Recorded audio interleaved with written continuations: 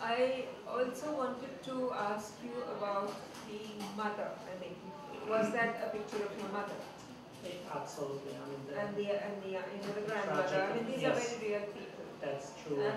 And then there is this wonderful, wonderful description of Jerusalem and life in the seminary there.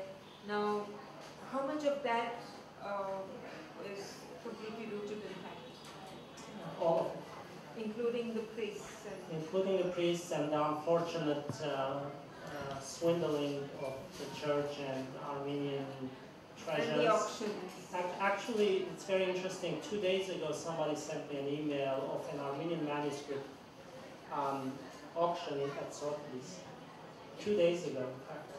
Now, I don't know if that one comes from that treasure. I don't want to in any way say this, but nobody knows what the origin of that manuscript is. That's what the email was, and it was encouraging Armenians to go and bid so it's not lost. So this was 2 days ago.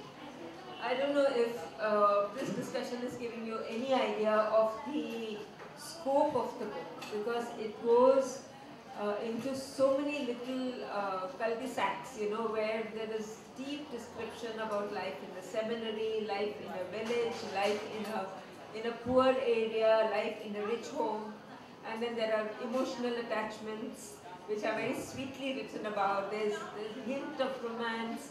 There's everything. I mean, it's a complete saga, and I think what's exemplary about it is that you could have written it as an autobiography, but what you did was give it a fictional spin. Correct. And in keeping that, though I will say it's not a book you can read in a hurry.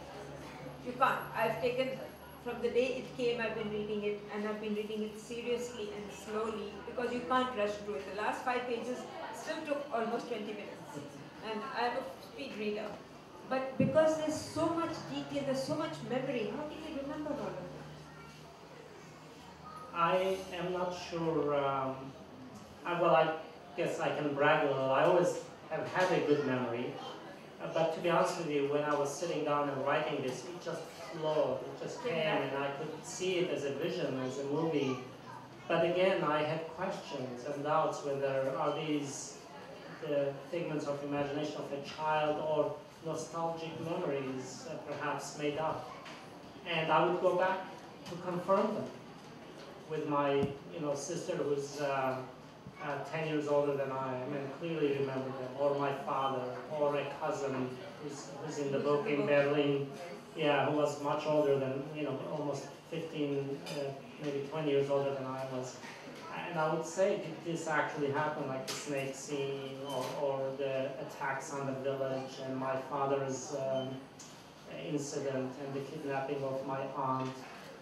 They corroborated all those incidents.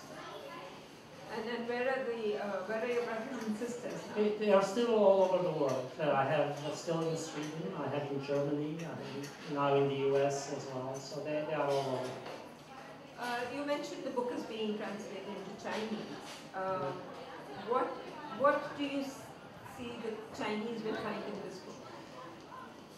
Well, I clearly saw that the Indians will see the elements of themselves in it. Whether it's the culture, as you mentioned, the stories, the tragedies, but ultimately it was the inspiring and uplifting aspect of the book that I thought would be most attractive to readers. And I think that will hold true for any readers, including in China. Now, I am not certain about the cultural aspect, whether they will identify with it as much as the Indian readers do.